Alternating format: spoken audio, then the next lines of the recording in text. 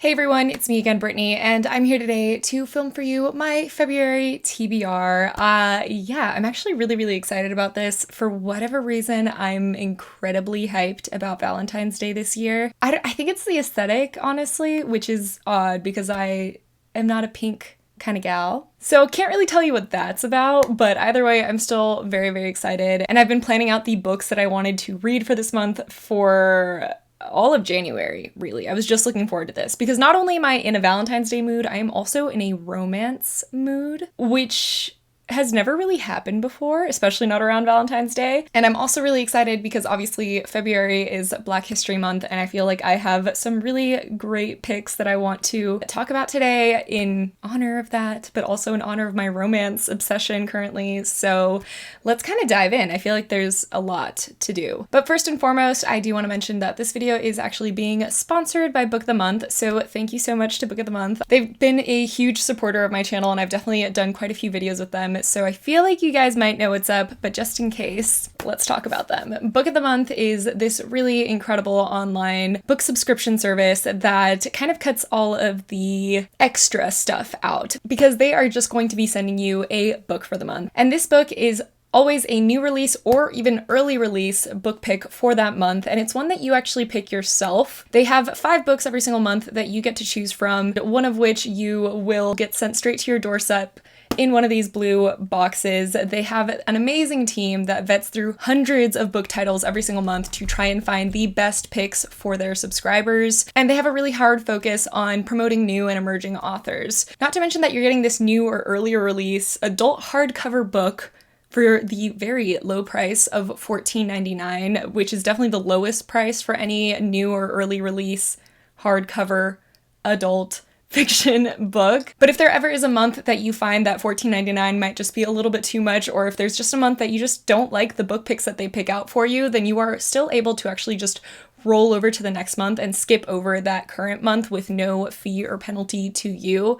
And this means that for that month, you would just kind of put a pause on your membership and then your credit will roll to the next one and you don't have to obviously pay in the next month. And even better today, Book of the Month has given me a code for you guys to get your first box for $9.99. So if you use the code FEBREADS, then you'll actually get your first box for $9.99 instead of $14.99. Thank you again to Book of the Month. I do want to go over the 5 book picks that they sent to me for the month, one of which is actually on my TBR, so we're gonna go over that one in the end. It's the one in the box. So the first book pick we have is The Four Winds by Kristen Hanna, and I'm just gonna read you the blurb on the inside. It says, from the #1 best-selling author of The Nightingale and The Great Alone comes a powerful American epic about love and heroism and hope. Set during the Great Depression, a time when the country was in crisis, when millions were out of work, and even the land seemed to have turned against them. Definitely gonna be kind of like a historical fiction, I'm assuming.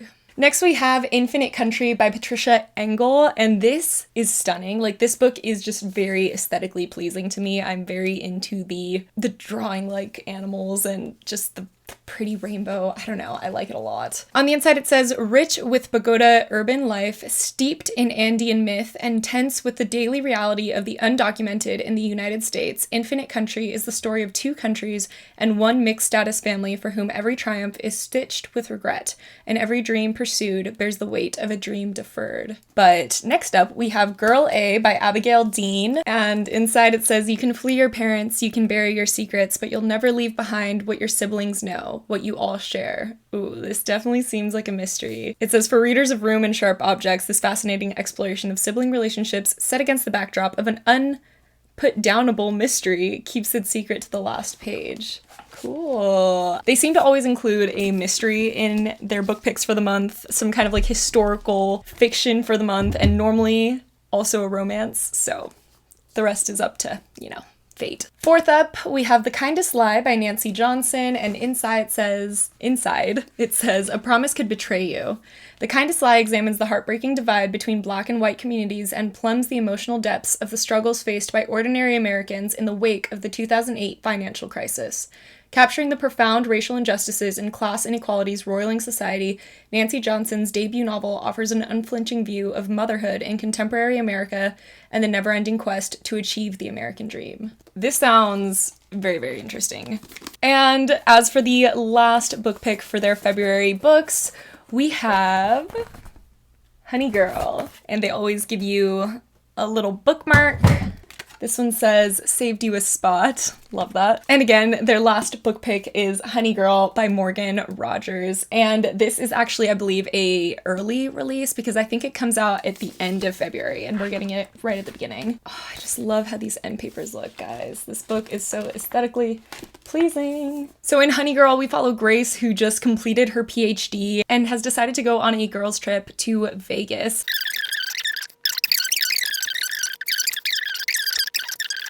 I'm just so excited. This sounds adorable. It sounds fun. I mean, who doesn't like a crazy girls' vacation in Vegas after completing your PhD where you happen to accidentally marry a girl that you just met and then end up moving to New York with her for a little while and actually do fall in love with her because you're trying to run away from your problems, but you're probably actually still in love with her too because she's cool. I'm leaving that as my summary, not what I said first. Oh, wow, that was fun. Those are the 5 book picks. Again, if you do want to check out Book of the Month, I will leave them linked down below as well as the code to use. And if you follow the link, you'll get directly to the book picks. Maybe you can pick up Honey Girl for yourself if you want to get it early and read it because that's what I'm doing in February. But we do have some other books to talk about right now. So let's just jump in. My camera's gonna die and I feel like that's gonna be annoying because this setup was hard to do. Anyways. So the second book that's on my TBR for February is actually Smash It by Francina Simone. I've actually been meaning to purchase this ever since I found out it was coming out. Francina Simone, if you weren't already aware, is actually a fellow booktuber, and she published a book and I've heard amazing things about it. The little bit I know about it is that we follow Liv, who has always kind of been maybe a little bit more reserved, a little bit more anxious, a little bit more of a type A person, and has decided to say fuck it to all of that, and she made a list, and the list is actually on the back. It says 1, be bold, do things that scare me. 2, learn to take a compliment. 3, stand out instead of back. 4, go on a date. 5, stop crushing and move on. And I do believe that she eventually kind of falls for 3 guys, 2 of which are sorry if things are slightly different. My battery did die and I had to reset up. But yeah, anyways, as I was saying, I'm pretty sure that she ends up falling for 3 guys, 2 of which happen to be her best friends, and she kind of has to be living by this fuck it mentality and say what's the worst that can happen, which I'm supposing that we're gonna find out. But I'm super excited. I mean, I'm excited to just read it and also support a fellow creator. I'm gonna go through all of the romances that I have picked first, and then we'll go for like the contemporary-esque books that I have as well. Next up, I have If I Never Met You by, I think her name is pronounced Vadi McFarlane. Yes, Scottish. Anyways, this one has everything that I really like in just classic romance, and that is fake dating. I don't believe it's enemies to lovers, but I mean, assuming there's gonna be some friction just because I know that the love interest is like the playboy of the office. Oh, I also really like office romances. I don't know why, but that's something I've recently discovered. Let me give you a brief idea. Lori is left completely reeling after her partner of over a decade dumps her, and the worst part is that they work together. They work at the same law firm, so seeing him day to day is going to be absolutely humiliating. And not only because he dumped her, but also because his new girlfriend ends up pregnant not too long later, and everyone at the office starts to find out. So she's not going to take this lying down. She decides that she's actually going to start dating the playboy of the office, or at least fake dating, because he actually needs to look a little bit better to their boss to be, I think, considered for some sort of, you know, I don't know, just like it's a better person, maybe a promotion kind of thing. But either way, he needs to be in a stable relationship. So they decide to start a fake dating romance. And of course, as most fake dating romances go, they kind of start to fall for each other, and it probably turns a little bit more serious than intended. I'm so excited about this next one. I don't know much. Okay, I really don't know much. I'm just gonna give you the cliff notes, but it's called You Had Me at Hola by Alexis Daria, and I'm just so excited because I think that it has to do with like a superstar. Is it a superstar or like a soap opera star? Yeah, because it has to do with a soap opera star who recently had a very messy public breakup, and she's returning to the States to be in a bilingual soap opera, like a new one, I believe. And it also has the male lead who recently got booted off of his last telenovela, and he really is looking for his big break, and this new show is going to be it for him. He is going to be the leading man to her. They have a really bad first impression, so they have to start like rehearsing behind the scenes together, and eventually that kind of gets a little bit less rehearsy, more kissy, and their on-screen performance improves, but I'm assuming that she still kind of wants to keep it out of like the limelight because of what happened with the public breakup. So there's going to be all that because obviously people are going to be trying to get into their business. I don't know, I'm really excited. I love the idea of like telenovelas being included in this because that was definitely a part of my childhood growing up, and they're so dramatic, so amazing. It gives me kind of Jane the Virgin vibes, which I really used to like Jane the Virgin. I haven't finished the last season. I probably won't. I don't know. The last romance book that I can talk to you guys about today, because I do actually have a secret TBR for this month, which I'm very excited about. Look forward to that. But the last book that I'm going to be talking about that's romance is Get a Life, Chloe Brown by Talia Hibbert. I've been meaning to read this since the moment I got it, actually. I am so excited. I've heard nothing but good things about the Brown sisters books, and I think either the last book is about to come out. I think it's about to come out. So I would need to read the first one, I need to read the second one, and then I need to get the third one. But I don't know much about this. Like, I knew it, and then I didn't. Oh yeah, okay. She has like a bucket list. A Get a Life bucket list, because she's always been just a computer geek that's chronically ill. But she needs, I remember. So she needs help on being a bad girl, being bad. And so she gets the help from a guy called Redford Red Morgan, who's a handyman with tattoos, a motorcycle, and more sex appeal than 10,000 Hollywood heartthrobs.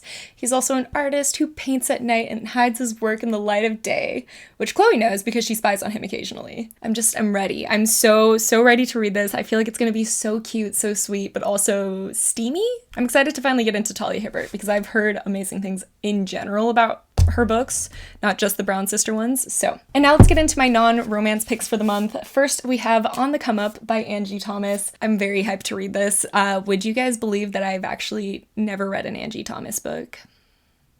I know. Just as shocked as you are, but to be like totally fair, I was really leaning far away from anything that wasn't fantasy for the past like decade of my life. So I'm very excited though. I feel like On the Come Up is going to be the perfect book to start with Angie Thomas, just because I've heard such good things about it. In On the Come Up, we actually follow a girl who wants to be a professional rapper, or at least win her first rap battle, because she was the daughter of a famous underground rapper, and since he's passed away, she really wants to fill his shoes, but she's having a really hard time getting there, and she's having a really hard time being seen as serious when at school, like, they just kind of label her as a hoodlum. She just pours all her frustration and her love out into her music and her passion. Her song goes viral, but it doesn't go viral for the right reasons, and she ends up finding herself in the middle of a bunch of controversy, finds herself in this weird position where she feels like she has to become the things that the public is making her out to be for all this controversy, so that she can keep growing and becoming famous, even if it kind of means maybe changing from the person that she wants to be. So I'm really hyped to read this again. I just feel like it's going to be such a good introduction to Angie Thomas. Ooh, okay. I'm very excited about this. You probably just saw it. But I'm finally gonna get down to reading I Would Leave Me If I Could, which is Halsey's poetry collection. I have been dying to read this, and I'm so happy. If you guys hadn't seen the vlog, Adam actually got me this. He surprised me with it, and it is a signed copy. Halsey's one of my favorite artists of all time, and to have her signature in a book is just sick. But I'm very hyped again to read her poetry. She does write all of her own music, so really poetry is just an extension of that, and I just feel like this is gonna be very impactful and very insightful in just her life. I feel like she has a very intriguing life that I don't know if I would learn. No, I would learn. I would learn a lot from her poems, but I'm hyped. Plus, I've been meaning to read a new poetry collection, and what better to read than Halsey's, you know? And lastly, I have Good Talk by Mira Jacob, and this is actually a graphic novel collection. I'm going to read you the little thing on the back. It says, a bold, wry, and intimate graphic memoir about American identity, interracial families, and the realities that divide us. This was actually gifted to me by one of you guys. I had never heard of it before, and you managed to find a way to send it to me. It just sounds like it's going to be something that is very impactful, very insightful, and it's all being put in a really cool graphic novel format. Yeah, that's gonna be it. Those are the books that I am going to tell you about that I'm reading for this month. Other than that, you'll have to stay tuned for my secret TBR. I'm so hyped. I really want to do more secret TBR style videos. I just have such a good time watching them, and I feel like it'll give more of a direction to my vlogs, because I feel like lately my vlogs have had no direction. Other than that, I hope you guys enjoyed this video. Please let me know what's on your TBR for the month. Are you also weirdly excited for Valentine's Day, whether you're single or not? Because I feel like I'm really into the aesthetic this year. Is that weird? I bought the ColourPop collection. I've just been, I don't know what's going on. Either way, it'll be a good time, I hope. Yeah, let me know again what you're reading for February, and yeah, also let me know if you have any suggestions for me to read. Other than, oh, and if you want to leave an emoji comment, as we've been doing, let's leave a black heart emoji down in the comments below. I feel like that is the aesthetic of Valentine's Day that I've been into lately. Just like, I don't know, you know? But thank you again so much for watching. I love you all so much. I hope you have an amazing month, and I will see you in my next one. Goodbye.